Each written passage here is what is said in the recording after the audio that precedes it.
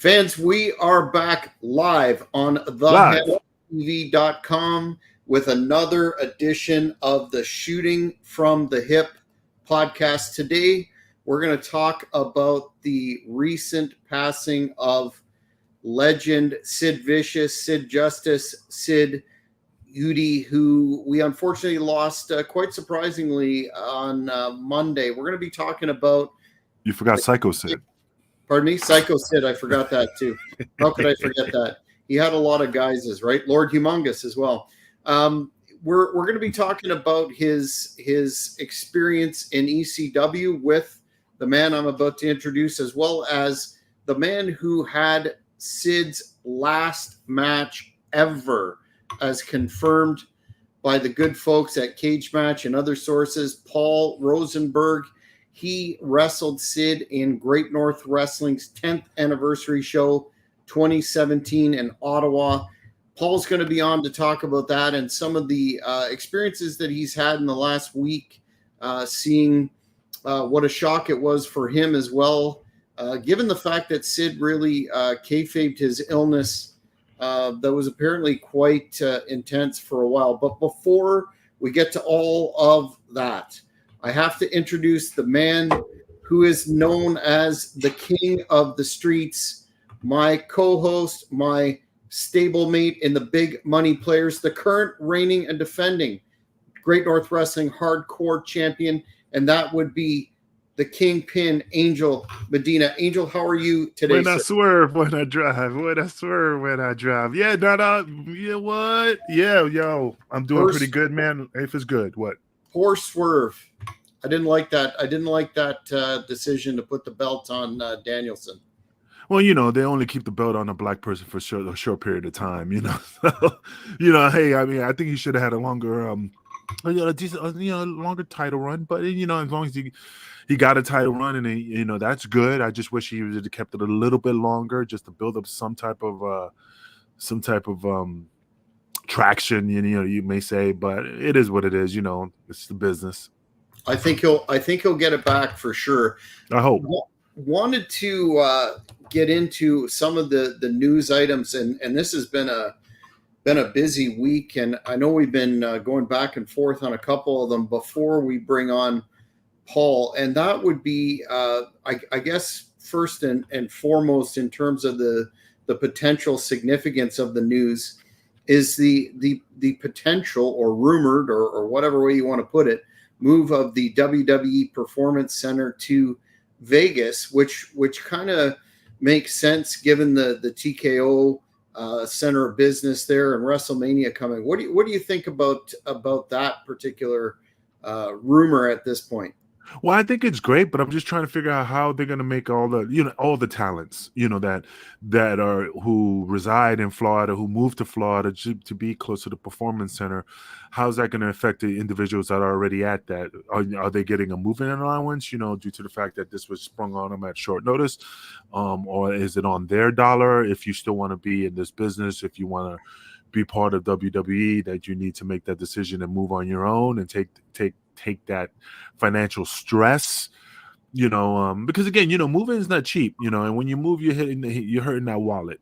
So you're going to put yourself in financial distress by, renting a U-Haul, all your stuff. This ain't just picking up your bags and just jumping on the next plane. This is renting a U-Haul, packing all your stuff, moving into that new location, or half of the guys living in one of those hotels that already have those stay suites or whatever, the ones that you just already has furniture. Stays. Yeah, long-term stay. Are they doing that? That's perfect. Then you just pick up your bag and go. But again, many people probably didn't think that they were going to move out of that area, so they probably just got an apartment, got furniture, living girlfriend, all this stuff. It's a big decision to make to go to Vegas, which is great. It's just, what I mean, picking up and going, after you're settled in, is just going to be very, very hard for certain people, if that's true. Well, it was first reported a number of days ago as a very strong rumor, almost a done deal. Now, other sources have come forward, including that Sap character who runs Fightful, and indicates that it's not true or it's not a done deal yet, but strongly rumored to be happening. And I think it would make sense from a business perspective, considering the company and the deep existing ties in Vegas. But yeah, what it could have a significant impact on the talent, and knowing the way that some of the talent are treated in developmental, it could end up being an on their dime deal or whatever. But that's a story we'll be watching in the weeks and months to come. But when you say sure. the way the talent's being treated, are you saying it in a bad way or just I don't give a fuck way? Well, depending on who you talk to and the stories that you hear, those sort of expenses are not compensated out Correct. of the base salary, which I'm not sure what it currently stands at, but before it's been as low as 75,000 US a year, and that's not going to be something that would be a light hit for people if they were expected. And that's the problem because, like in this business, when I was younger, they go, hey, if you want it that bad, you need to make those drastic decisions. You need to make a choice. Either you're going to come or you're going to stay, because they don't really care about you. You're not an asset. You're not making them any money. So for them to like care is very rare, unless they see like, oh my God, this guy is talented. We have a vision. But yeah, you're right. 75,000 a year, and that's not including for the moving. I mean, $75,000 is not a lot. I mean, it is a lot of money, but it isn't a lot of money, especially in the sports entertainment business. If it's in the real world, you're working at a company that you're making 75,000. Yeah, that's good money. But when you're traveling a lot, paying for your own hotels, doing other stuff, then yeah, that takes out a chunk. And then I guess the other story, the last day that's popped up that everybody's talking about online is this one, the debut upcoming September 25th on Netflix of the Mr. McMahon. And I guess it's a 6-episode series where they'll be looking at the extremely colorful life and business career of Vince. I guess the bets are on whether or not it will address a lot of the current legal complications, so to speak, that Mr. McMahon has. But what are your thoughts on this? Do you think it's going to be, a soft sell or somewhere in between? I think it'll be in between, because the point is just so much heat's on Vince as right now in regards to what happened with the situation with that lady. I just know that the fact that Vince, I'm not saying is in a deep world of trouble. It's just a lot of stress and a lot of things are just coming out of the woodwork that's just causing some issues. So, I mean, especially the rumor about him being sick, his health is declining. Don't know if that's true or not. And now they're bringing out this documentary. They really don't have anything to Vince doesn't have any power anymore, basically, because now that the company's sold, Vince cannot do anything to affect other companies.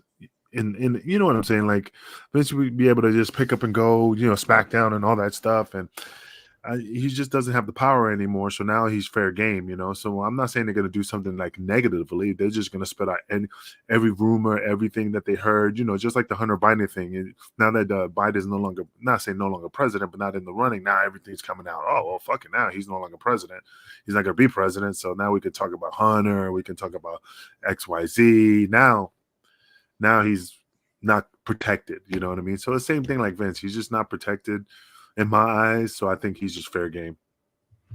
Yeah, it'll be very interesting. I'll definitely be watching that sucker, and we'll give reactions to it in future episodes. Now, this was a story that I got to admit flew under my radar, but you being the foodie that you are, brought it to my attention, and that is the launch of the Big Arch in McDonald's. Right. The burger that they're saying is going to be a competitor for the Big Mac, 2 patties. You've got special new Arch sauce, onions, and 3 pieces of cheddar. It's being tested now in Canada and some other country that I'm not exactly sure whether it was Mexico or somewhere overseas. But you being an aficionado of food, what are your thoughts on this? You must be pretty hyped to try it anyway. You wanted me to FedEx one down to you, right? Oh yeah, man, I want to try it out. I mean, it's just probably something with extra meat. You know what I mean? It looks pretty interesting. I mean, it's just funny that they just saying like it's only located in, and I'm trying to find where in Canada. Is it everywhere in Canada or just a certain location? The last I had received information on that particular aspect of it, it was available in quite a few locations, including this province, Ontario. Oh, and I think the location and the other location is Portugal. I Oh, think. I that's think that's interesting. where That's why I think I remember hearing it, but I knew Canada, but then I'm like, Portugal, what the why Portugal? I figured Mexico, some Hmm. other place, but again, I could be wrong, but I think that's what I recall that it's in Portugal. So, I mean, yeah, man, it's just I'm just curious how it tastes. I'm just wondering what the hype is it because it has extra meat, what makes the sauce any better? It looks just like the regular Thousand Island dressing, sauce. So I just wanted to see your opinion because since you're close by and you love burgers, yeah, I figured you'd probably take a sample of it. Well, I haven't in full confession had a McDonald's burger in longer than I can remember, but it certainly will perhaps give a shot in the arm to the corporation that are struggling. If you followed the news the last year, the cost of McDonald's food with Bidenomics down there in the wonderful country of the United States has gone through the roof, Yeah. as many fast food franchises have, and they're perhaps looking for some kind of gimmick to get themselves in a better position to be more profitable, which it's not happening now by the sounds of it. So curiosity, is it? I mean, have you seen the price? Is it pretty pricey? Is it a bit more than the Big Mac, or is it equal? Not as of yet, but I will do a full investigation What into kind the of matter, and give a report. journalist you are? You're supposed That's to get right. the facts. Well, you gotta give me some time. The news travels at a lightning speed, and I do not. But eventually, I will get on to that. I'm going to cut some of the stories off right now because we're going to head right now into a discussion with the man who had Sid's final match in Great North Wrestling, as I said, in 2017. Mr. Paul Rosenberg, who's also known affectionately as the Hebrew Hitman. Before I click Paul on, though, just to give the fans an overview of the history of Sid in Great North Wrestling, he wrestled for us a number of times, starting in 2007 against Johnny Devine. 2008, he wrestled against Hannibal and the future Jinder Mahal. 2009 against Jim Duggan, and then his last match ever against Paul in August 2017 in the Earl Armstrong Arena, and that was the big 10th anniversary Super Show for Great North Wrestling. And what an event that was, and what a match! All these matches are available on the HannibalTV.com, so I suggest you search them out. But I'm going to bring into the studio right now, Paul. How How are you you? doing, sir? Great. Thanks for Pleasure to be coming. here. Do you know Mr. Kingpin Medina, my co-host? I'm not familiar, but it's a good time as any What the to get to know fuck? you. Do you Yeah, know who I am? I don't watch TV. I stay away from all that processed food, so I can't even help you with the McDonald's question. But I'm very isolated at this point in my life.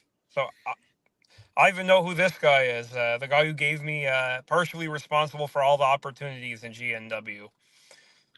Mr. Hannibal. We want to talk about the fact that you had a number of matches in GNW. You faced a lot of legends, and I'm assuming like a lot of us in wrestling, Sid was a favorite of yours growing up. Absolutely. Can you just lay out for us how it came to be that the negotiations, etc., for this match, and how the first stages came about?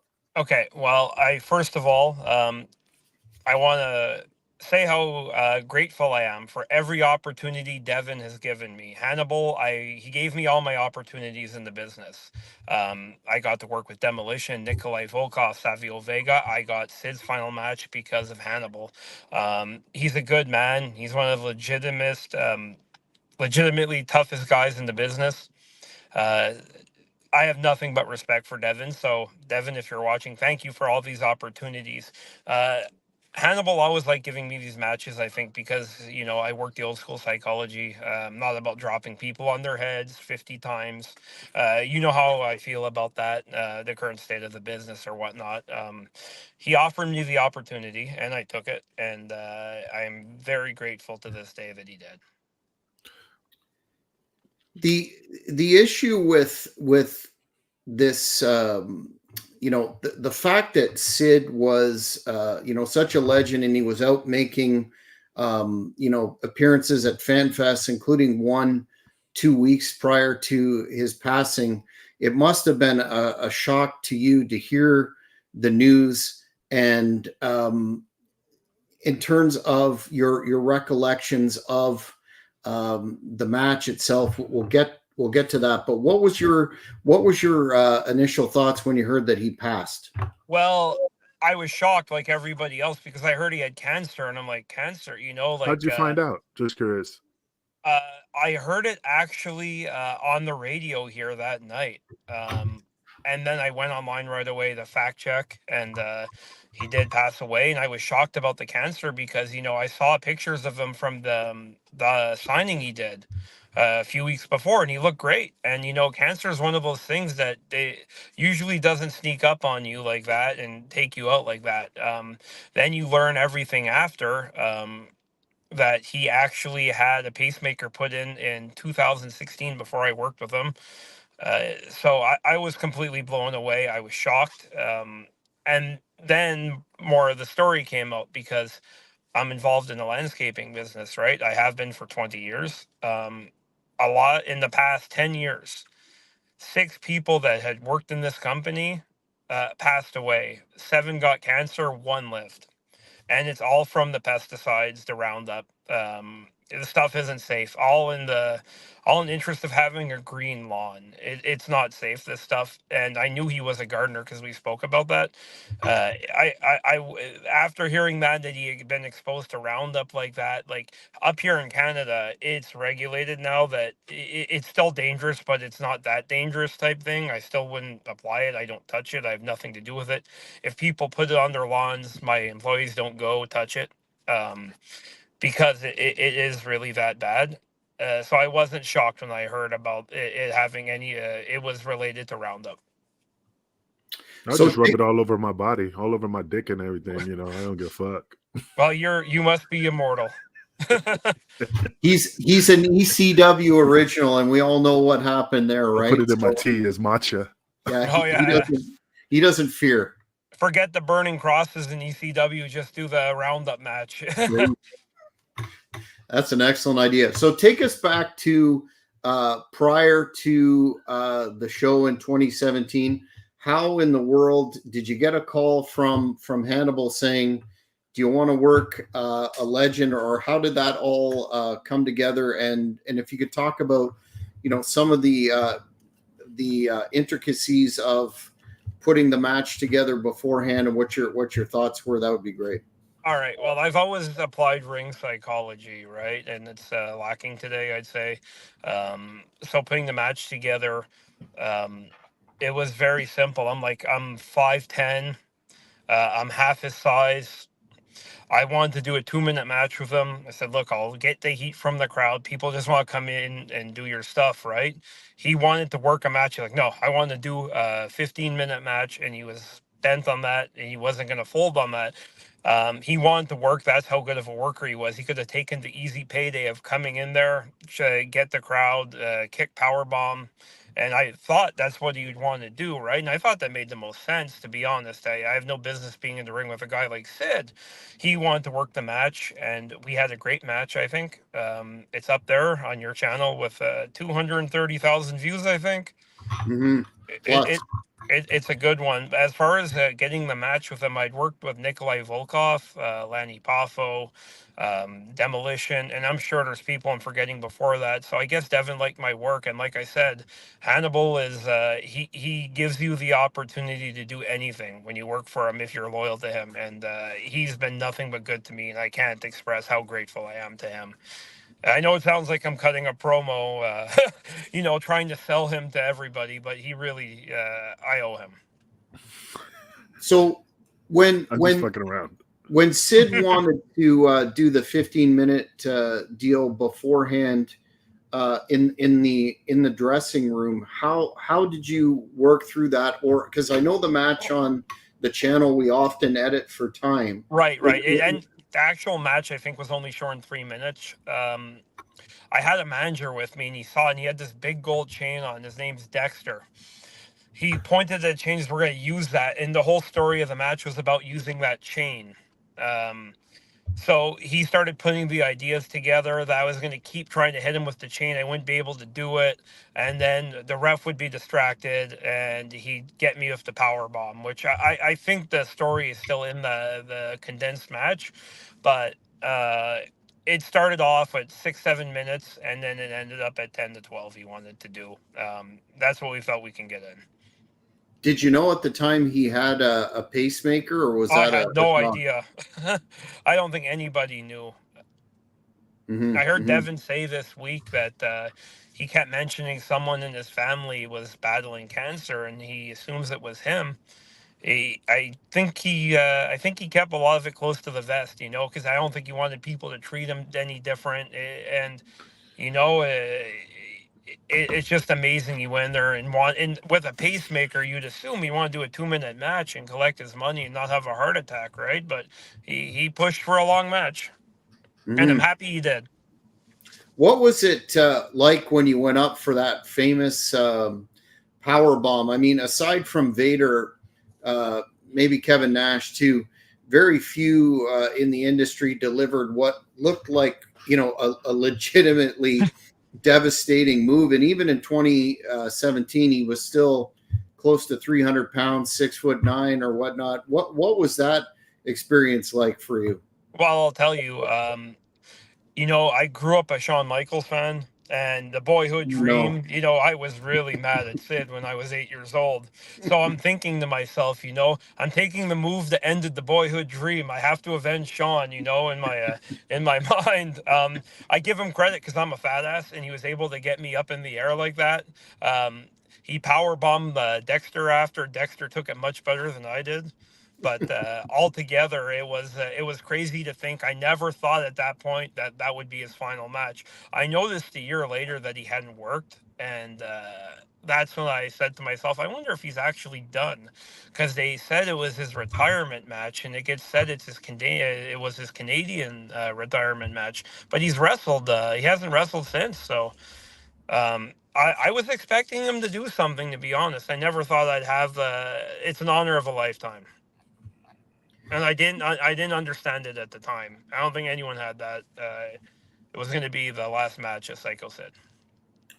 And since the story broke, your match has been talked about in terms of national media outlets, even the folks at the Wrestling Observer, who sometimes print our results, sometimes don't. They credited yourself and Great North Wrestling for having the last match at Sid. What has that been like for you to take all that in? It must have been surreal. Well, absolutely. I think the New York Times is the world's oldest publication. So, despite my opinion of them, they got this story right, and they said I had his last match, and they credited you guys. It was crazy. People are just sending me links to Whole Day TMZ, Sports Illustrated, and I'm like, as much as this is a cool moment for me, I'm not forgetting that children and grandchildren are mourning the loss of him. So as much as it's a cool moment, it's a very sad moment for a lot of his friends and family.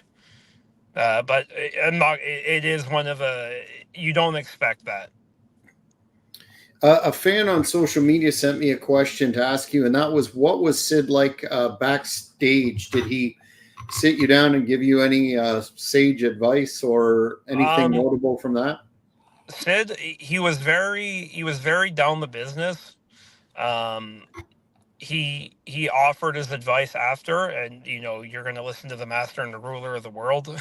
He's worked with the best of the best. He is one of the best of the best, right? So you're going to take any advice he gives you. And the problem is a lot of, like there was a mistake or two in the match, and my fault, and a lot of people get defensive about it. I understood. And that's why a lot of people don't grow, is because they don't understand, nobody's perfect, and you're going to make mistakes. He was very professional about it, very cool about it, awesome guy. And I'm not saying that because he's dead. I've worked with people who have passed away that are nasty, that I didn't like. Very nice guy, Sid.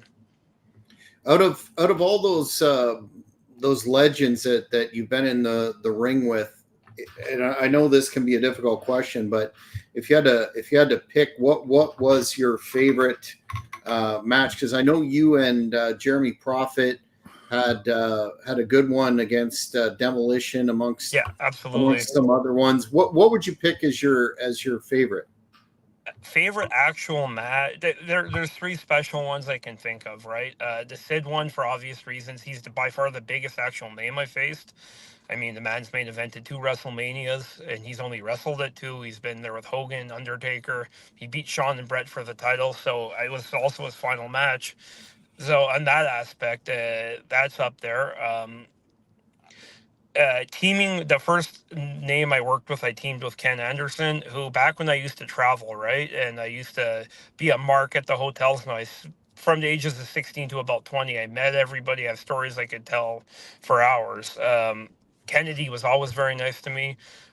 He left me tickets many times, and a company in Montreal here booked him. I teamed with him. That was a very special one. Demolition were my favorite tag team. So getting to team with Jeremy, who's actually one of my best friends in real life and like family to me, that was probably my actual favorite match. Awesome.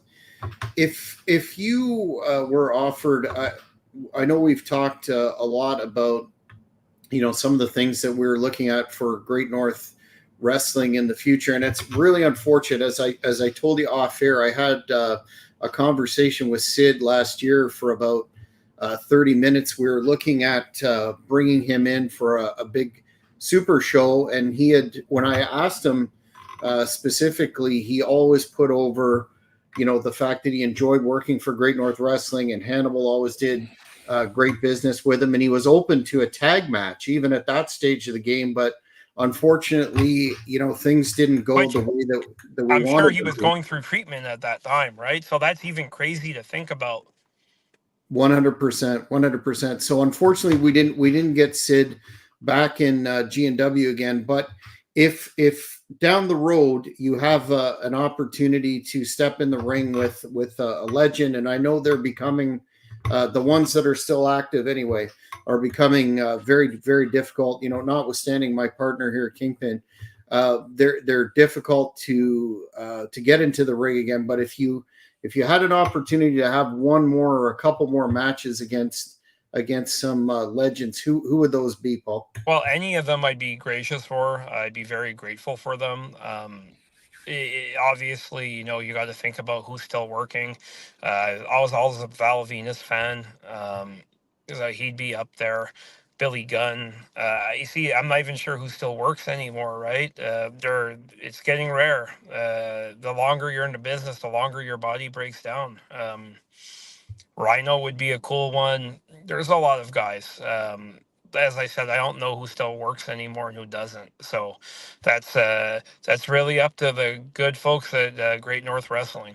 Well, I would offer my body, but you don't know who I am because you don't watch TV, but you know who the hell Rhino is, The thing is, I couldn't take you. So, but if you want to step in the ring, it would be my privilege. Well, Paul, I want to thank you. I know you're an extremely busy man. You're running a very successful company, and I want to thank you for coming on and sharing this. Is there any last reflections or comments that you'd like to make, either about Sid, the wrestler or Sid, the man that you got to know for a period of time there at the show? It's crazy just to think that I got his final match. I spent all of an hour with him plus the match time.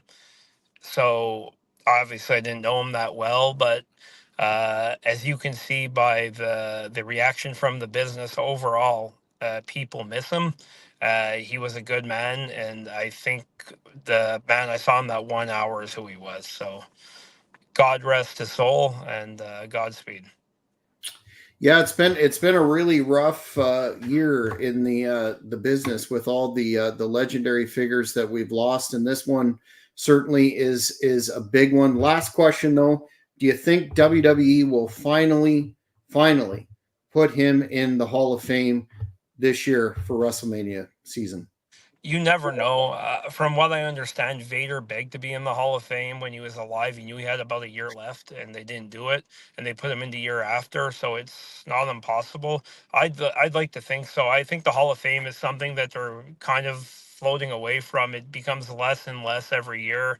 Not as much focus on it. If I had to bet, I'd bet yes. Yeah, I would too. However, it would have been a lot more. Same with Vader; it would have been a lot more impactful while he was alive. But Absolutely. I guess that's the way it goes. Paul, thanks again for coming Thank you on. both, guys. We will maintain contact and be in touch and keep you up to date as to the upcoming plans that we have for Great North Wrestling. We'd love to have you back. I appreciate it, and you'll see me around for sure, guys. Right on. Take care. Take care, guys. Now, me to follow up on that situation right there, I totally understand that in this business, you have a lot of respect for a lot of guys who paved the wave in professional wrestling. And Sid was one of those guys that paved the way, the skyscrapers, I ruled the world and stuff. I mean, the guy, I met him, when I was in ECW. And like I said, I have all the respect for him, but I don't trust him. I had a bad experience with him when he threw me over the top rope backwards and he didn't take care of my body. And after that, I would have worked with him again because of the disrespect that he gave me. But again, I was nobody. I was just a jabroni in ECW. I feel bad that he passed away. The guy is a legend and stuff, but it's just that everybody talks good about somebody after they pass. It's always, oh, he was a hell of a guy. He was awesome. And again, I'm not talking negative. I'm just saying, if you're going to talk highly about somebody, talk about them when they're alive. That means more than after they're dead because nobody wants to talk ill will when somebody passes. Besides Dutch. Well, yeah, that's well documented. But it's like what Jim Morrison said so famously in one of his poems, and that's "Death makes angels of us all and gives us wings where we had shoulders." But oh yeah. But back that up. I want to get into much more detail about that. Sure. Won't go through like a huge retrospective of Sid's career because, my goodness, he did it all. As Paul talked, multi-time world champion. Started off, I remember back in it was the late 80s, I was a huge collector of wrestling magazines. And when Sid burst on the scene in Memphis, he automatically, made an impact with his size. Had that run in the dying days of World Class, and of course all the memorable stuff that he did in WCW, which was actually, some of my favorite points of his work. For example, you touched on the Skyscrapers, hell of a tag team when he was a horseman, even though some question that fit, and then on and on into his work in WWF at the time. But a lot of folks were not aware of the run that Sid had in ECW, starting with his appearance at, I believe it was the Guilty as Charged pay-per-view in '99, and he came in and he squashed Cronus. The fans were all over it. He was over like Rover, which was kind of a surprise to some, given the fact that ECW was, the counterculture promotion. They didn't like the big superstars, so to speak, from the other companies for the most part, or at least that was the reputation. When did you first meet Sid in ECW? Oh man, it's hard to remember. I mean, I remember, but I don't remember what location. I think that was the debut of Rhino, um, if I remember, because when I was there, and I can't remember what location was. It was when Sid Vicious came out, and Sabu and Just Incredible was in the ring, and they were fighting each other back and forth. And that's when Sid came out and did the, grab both of them in the choke slam. I was the security guard dressed in the Atlas security, and I was the one that like grabbed his arm to stop him. So he was. Oh, that was Hardcore Heaven '99. Oh, I can't remember. I'm just going off of memory. But yeah, he choke slammed me outside the ring through a table, but he pushed me backwards. So that's why, and like I said, I mean, I didn't really talk to the guy. I mean, what's bitter about it is because, after I got hurt, he never said, "Hey, you okay, kid? You all right? I'm sorry about that," or, whatever. So I never really, after that, I didn't talk to him. I really didn't have any experience with him, didn't shake his hand. Like I said, nothing negative. I don't have any animosity. It's just after that, I was like, "Oh, nah, dude, this is not right." When you give your body to somebody and they do that to you, it's like, I'm not going to let them do that to me again. So again, no ill will, not mad, or just the trust factor went out the window after that situation. But hell of a wrestler, talented, big guy, scares a lot of people in the ring. I mean, when his intimidation. So I have all the respect for him for what he accomplished in the world of professional wrestling or sports entertainment, now that we call it these days. But it's just funny. It's just that, like I said, I shoot from the hip, man. I don't like, oh, he's great. He talked to me for 10 minutes now. We never talked.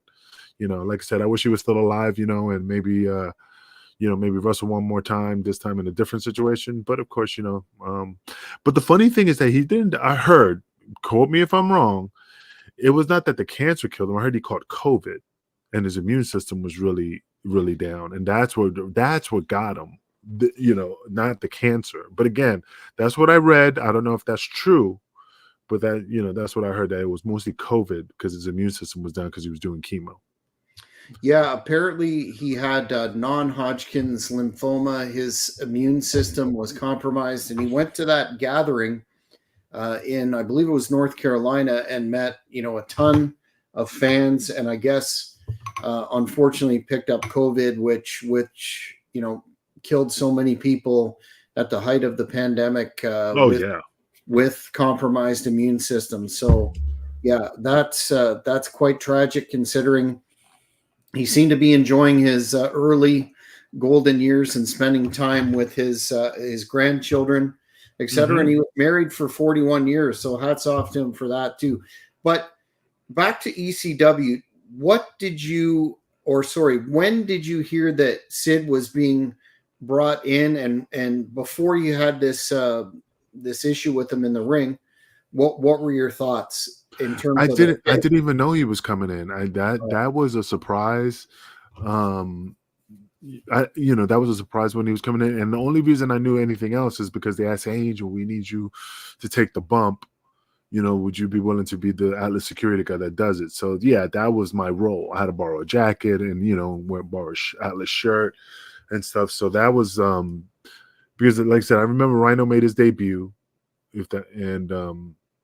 Of course, I was in the Baldies at the time. It was just a regular, they're still trying to figure out what we were going to do. So, yeah, I mean, I only knew once they told me that they needed somebody to take that bump. Because Devon was still there. Devon was there because he came up to me afterwards and said, "Hey, are you okay?" Because he always checked on me. And when he knew I got hurt because I had a hematoma on the back of my head from the table, and he was, "Hey man, you all right?" And I'm like, "Yeah, oh Angel, it's me you're talking to. Are you okay?" "Yeah, I'm fine. I'm all right."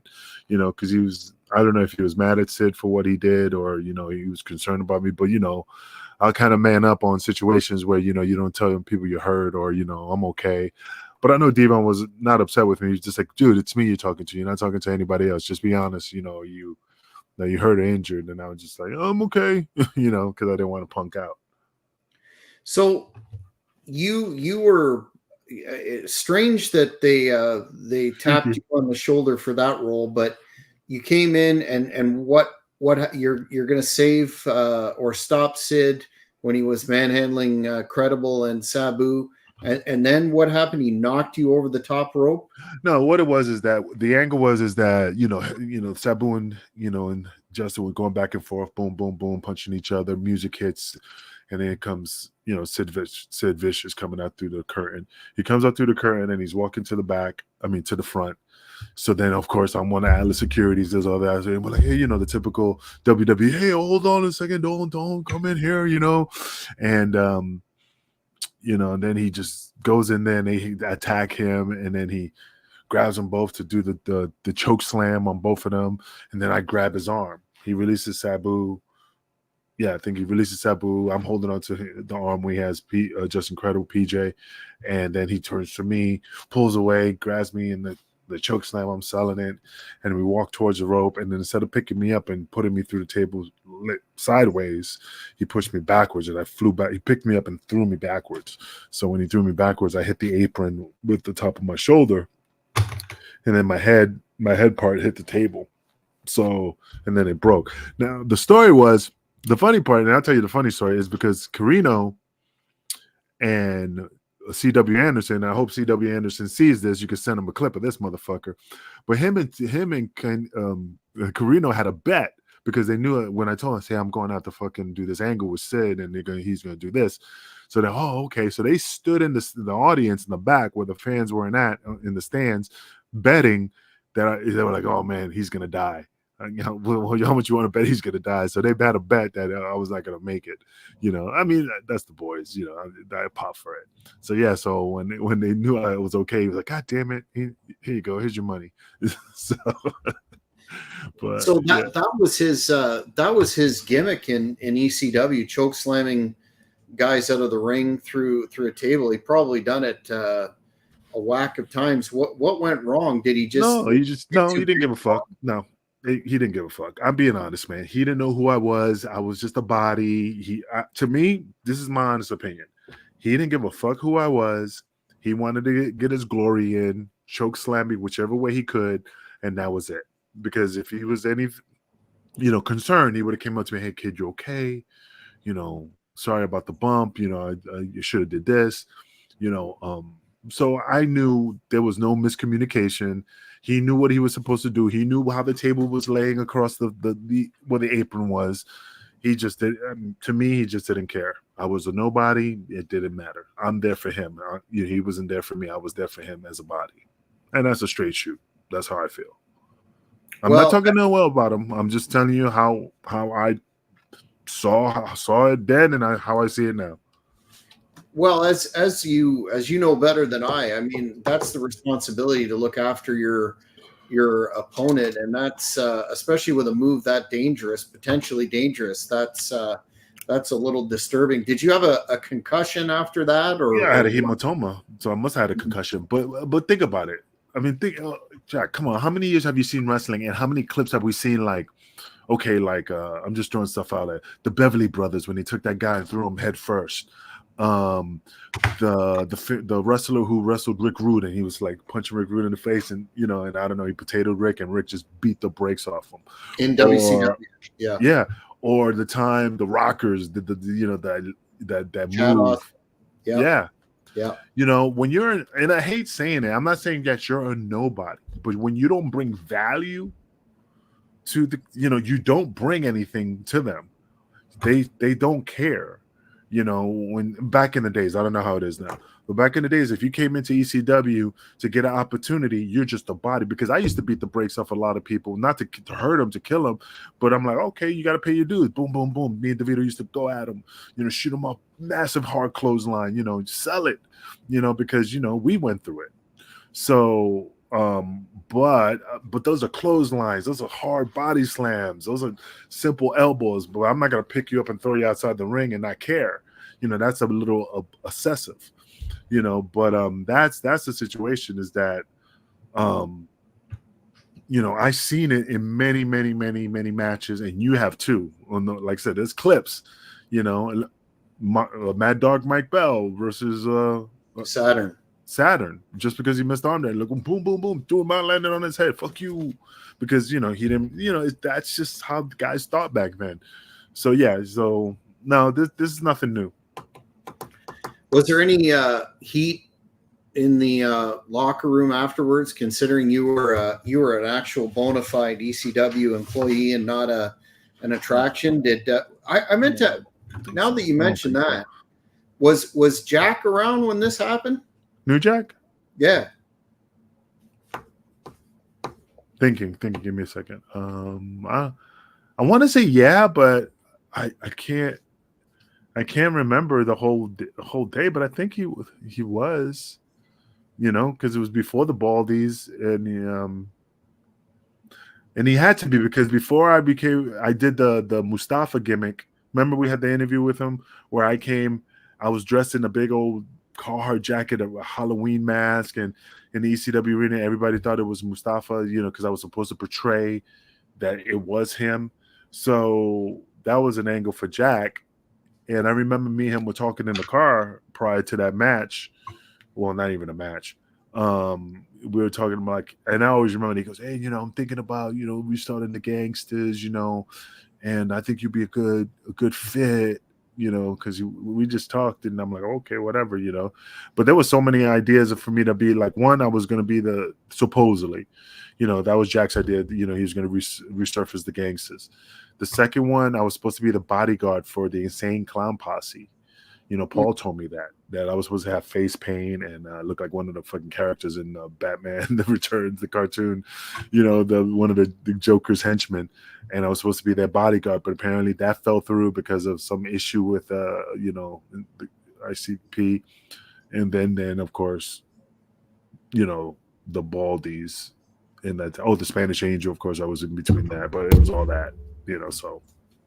The reason I brought Jack up was he had a reputation of which I think you've spoke of in the past, of not taking something like that where somebody's intentionally hurt, unless it's Vic Grimes, of course, too kindly to that. So sorry I cut you off, but there was no locker room heat from this. I don't remember.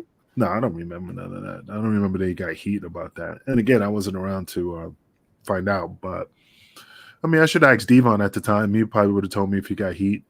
But I think, again, like I said, when he asked me if I was okay, I think he was mad that Sid did what he did, because he probably saw what happened, and I think he wanted me to say, speak up, because they were going to beat his ass. They were going to beat his ass at the Elks Lodge one time when he quit, and he thought because Paul wasn't paying them their money, something happened with the money thing, and it was Tommy Rogers and Sid, and they came to the locker room and they thought that they were going to start some trouble. So like Devon and Bubba were going to beat his ass, if something transpired in regards to the, like, hey, if I don't get my money, I'm going to whip your ass, Paul. So everybody was ready to pounce on him at that time. Tommy Rogers from the Fantastics and Sid? Yeah, because it was in the back of the locker room, because something about Tommy Rogers was getting picked, because I wrestled Tommy. Tommy's a great guy. He passed away, got arrested, so he was a good dude. But it was I got a picture of me and Vito in that locker room at the time. But I remember Sid showed up and Tommy Rogers showed up, and they were talking to Paul, but I didn't know what they were talking to him about. And then at that end, I was like, what the fuck was that about? He goes, oh, yeah, they were coming in because they were missing back pay and they wanted their money. And we were just ready. We were ready to pounce on him, beat his ass. Now, again, I don't know what the conversation was, or like, hey, man, you better give me your money, or your life is, I'm just talking like from a distance, you know what I mean? Like visually seeing them there and them talking to Paul. So I didn't know what was said, but that was the story, that they were there to get that money, and if they were not going to get paid, there was going to be some issues. That's interesting, because I think it was Meltzer or one of the historians who did a look at his career this past week indicated that he liked ECW and was going to stay, but I think Paul offered him allegedly $250 a year, but then he got a much higher offer from WCW, and of course went there. I really don't know, dude. As I said, that's what I know transpired in the locker room. What I heard. Again, somebody could come on the show. No, that's not what happened. But what I came down the pipe to me was that, again, I'm standing there. They're both talking to him, about something. And then later, that's when I found out they were there to get money that they were missing pay. They wanted the rest of their pay. And I think they were like, I don't know how many checks they were behind, whatever. But that's the story that, Sid was there to get his money and Tommy Rogers was there to get his money, Well, you must have, I don't want to say took some satisfaction, but you must have had some thoughts when he had that horrific leg injury, which people are saying to this day was like the worst, one of the worst ever, if not the worst ever in WCW. You remember that one, of course. Yeah, no, I remember. And like it said, it's not like the Dutch situation where I'm like, fuck him, like that. I mean, when Sid broke his leg, I felt bad. Like I said, I had no ill will or hatred or wanted him to have harm, or if he passed away and I'm like, oh, this and that. No, it's just that moment in time when he did what he did, I just like, no, I'm not wrestling. I have no trust in him. Like if we wrestle today, right? If you say, hey man, we got a show in Great Up North, we want you to wrestle Sid, I'd be like, yeah, I'll wrestle Sid. And then if he goes, hey, I want to do, no, that ain't happening. Oh, I'm gonna choke slam you now. That ain't happening. I will not give him my body. And I will tell him in his face at the time, say, hey, man, the only reason why I don't do this is because in ECW, this is what you did. After that, I ain't doing it. And he would have came up to you like, this kid, what the hell, brother? I told you I'm not doing it. I don't give a fuck. That's just how I roll. Switch the card, give him another opponent, but I'm not doing it. Because I'm not giving him my body anymore to anybody that does that. Yeah, perfectly understandable. Did you get a little extra, at least in the pay envelope from Paul for that thing? No, man. I was just happy to be in the ring wrestling. It's just the stuff that happened afterwards was just like, God damn it. I was just happy to be in ECW and I had to like do what I had to do. But internally, I was not a happy person. Well, I don't blame you one bit. That's the move had to be executed, precisely to avoid injury. Like if you look at the one that he did to Spike Dudley in ECW, I thought Spike was dead. Yeah, but to get a concussion out of the deal, that's not cool. Yeah, I mean, like again, bringing up the Beverly Brothers situation. If it was me back in the days, and they, you watch it for not many years, but many times they pick you up and they lay you flat, boom, and then they drive that dude's head in. If that was me, yeah, it would have been on, because later on you'd be like, man, why's my neck? Years later, like where you're like my age now, you're like, oh man, why's my neck hurt, man? I didn't do anything crazy on that. And you recall like it could have been that move. Well, fans, you've heard a lot of firsts here today on this program, or information that you're not going to find anywhere else, from Paul Rosenberg's recollections to what was his gimmick name? The Hebrew Hooligan. That's a good one, actually. But no, he was known. Somebody gave him the moniker Hebrew Hitman. Oh. That's he doesn't take credit for that, but that's something that somebody gave him that stuck. But you've heard some exclusives here on the HannibalTV.com, and notwithstanding, as Kingpin has indicated, that was an unfortunate situation. But as I ran down, Sid was a very important aspect in the success of the company, the early success of the company. Unlike that individual right there, since you've had Nana up, he was very important to getting a buzz about Great North Wrestling at the start of the company, and for a number of years kind of set the template of legends coming into the company and having matches, and definitely sad to see someone go at in this day and age. That's a relatively young age. He probably, people were saying, had a couple more matches in him, albeit tag matches or whatnot. But again, we were in discussions to have that happen, and unfortunately, it's not going to. So, for the family and friends of Sid, condolences, and we recognize as a company, and I know I'm speaking for Hannibal, who's also discussed his relationship with Sid this past week. We appreciate what he did for Great North Wrestling. Hannibal indicated very easy to do business with, and again, we were looking at having Hannibal was going to go down to West Memphis and do an in-person interview with him. Been talking about that for a while too, but unfortunately it didn't come together. So I guess with the loss of so many legends in the business that we keep talking about, Funk last year, Ole Anderson, Kevin Sullivan recently, and I'm forgetting a bunch of others too. It's really unfortunate that so many great performers and minds from back in the day when, in my opinion, the business was 100% better, that we're losing them. And it's funny how you talk about that, because it's true. Regardless if it's wrestling, if it's football, if it's baseball, or like I said, acting. It's like the guys are like, or even in the music industry, like you go, man, Frank Sinatra, Dean Martin, Sammy Davis Jr. When you talk about great legends in baseball, great legends in football, and you're like, oh my God, all my heroes are all gone. And of course, probably when they were around, their heroes are gone, and they take the place of the guys that they admired. And then, of course, now all the guys from wrestling that we grew up with are just little by little just trickling off. And it's kind of sad, because you're like, before you know it, the conventions that we're having now are going to be guys like me, Vito, guys in that era. And then we'll be the ones like, you know what I mean? It's just a weird feeling that your heroes that you admire are little by little just going away. And then, of course, that slot, you fill in that slot. And then, when you fill in that slot, you're like, oh, I'm next.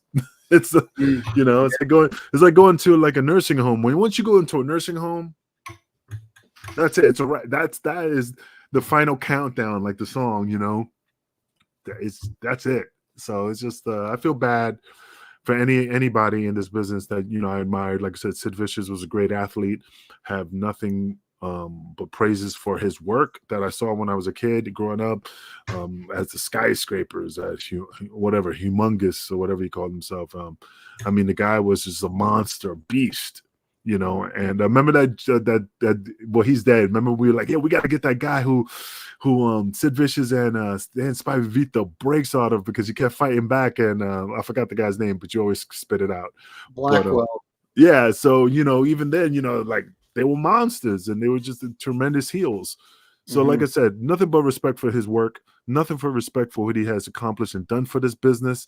The man is a legend. He will always be remembered. He will always be seen on YouTube, WWE, clips and stuff. So he will always live forever for future generations of wrestlers to see and admire his work. So, God rest his soul. Hopefully he rests in peace. And, like I said, he's a legend. Well, like they say, Father Time doesn't do jobs. So fans, if you have an opportunity to go to these conventions and meet the legends and of any industry, if you have an opportunity to meet your heroes and you have it, just do it, because you never know what tomorrow will bring, Yeah, absolutely. And there's a lot of legends still out there that are making appearances. Make sure you do that, because you never know when they'll be gone. I keep telling you, man, go see William Shatner. He's one of your heroes of the Canadians. You need to jump on. He's 90 something years old. He is going to go to the final frontier eventually. I was more a next generation guy, but not really overly science fiction, Mark. Not saying that there's not merit to it, but William Shatner is definitely a living legend. And I would also encourage fans to search up the HannibalTV.com for the interview that Hannibal did with Sid in person. It's a real good one. Along with one I just rewatched this week with his skyscraper partner Dan Spivey. Now there's an individual that still out there, still making You know, appearances, and what an entertaining interview he was. Sounds like a real badass guy, even more than his wrestling persona. So that's another well, I great just hope you could in-person bring him. interview. Yeah, maybe that's somebody you could bring on the show to talk about his time with, during the skyscraper. Because I said Dan Spivey is a killer, man. The guy, I admire his work too. I mean, a true legend, So that's a guy you definitely need to talk to for a minute. Absolutely. So, yeah, fans, make sure that you take advantage of the tremendous archive of the HannibalTV.com for content like that, because now they're gone, and unfortunately, the all that we have is the record of their great careers. Kingpin, we had a ton of other news to get to, which I'll put off till our next show. Oh yeah, I know you had to make a what was the Hebrew hurricane? The Hebrew hitman, not hooligan. You're good The with hurricane. names. You're good with the gimmick names. I love that. You should be in creative somewhere. Oh, I wish. But yeah, man, definitely we need to talk about the Bella situation. We definitely got a lot of things to talk about. And I know you're busy. I know you need to, set up for big money players and set up our next opportunity or next opponents, whatever you want to call it. So when is the next show, man? Well, we're in the process of, like I said in the last show, of some negotiations and looking at a different sort of model for some shows moving forward with a home base. So we will have that information out to the fans very soon. But we're going to see some exciting things in Great North Wrestling. We're just getting started with the new era, and I'm personally excited about it. And I know the big money players are going to be continuing to rule Great North Wrestling with an iron fist, and there's nothing anybody can do about it, and that's including Rene Dupree and Big Daddy Oreo, who keeps clamoring. He contacted me about a rematch with you, Kingpin. Are you looking forward to that one, or do you figure he's kind of in the archive? I'll tell you why I want you to have a rematch with him, because the man spat in my face. I keep getting abused by these wrestlers, and I don't like it. Dupree was left laying, beaten, staring up at the lights. He got to leave on his own power, Big Daddy Oreo. Next time, that ain't going to happen, right? Yeah, absolutely. But what's funny is just that, like, we had the previous show, we talked about what happened after the show. When I told you, when we were walking through in the back and everybody's congratulating me, and I look and he's all the way in the corner sitting on the floor and basically in tears, either saying, I don't know what happened, or I can't believe this has occurred. I thought I had all this faith. So maybe he's just sitting back and realizing that, I have to keep personas up. I have to keep an image to protect. So yeah, absolutely. He's going, I want to face the Kingpin one more time. I deserve that. And then you tell him a date. Oh, well, I'm booked. I'm booked in Nova Scotia right now. Maybe next show. I'm not passing it up. I'm just saying, I'm just booked for that night. So yeah, we'll see. If he really steps up to the plate. Well, and the other thing that might happen is if I keep getting abused by people like Rene Dupree and now Big Daddy Oreo there, I might have to step in the ring, and we might have to do some 6-man action. So the future is looking bright for Great North Wrestling. I know you're getting into the shape of your life. I'm having a renaissance in the gym again, like I'm 25 again. So we could put a lot of hurt on a lot of people. So fans, if you haven't already, make sure that you're subscribed to the HannibalTV.com. Like these videos and stay on top of the notifications, because this is where you will get all of that information. Canada's premier combat sports channel right here, the HannibalTV.com. Kingpin, final thoughts for this week on Sid or any other topic. I know you're probably thinking about the big arch right now, aren't you? I'm thinking about the big arch and waiting for it to come to the States, unless once I come to Canada and I get one. But my final thoughts is, man, like I said, the guy was a legend. The guy was a pillar to this industry, and I appreciate what he have done and accomplished. And like I said to you fans out there, when you get an opportunity to meet the greats, don't hesitate, man. Get that opportunity, because you never know when you get it again. Oh, and also he needs to be in the Hall of Fame. Give him that opportunity. He earned it. I agree 150%. So, fans, that's it for another edition of the very popular Shooting from the Hip podcast. Again, if you have story ideas or anything that you'd like to see us cover on the show, make sure you reach out to Angel or myself. But until next time, thanks for viewing, and we will see you soon.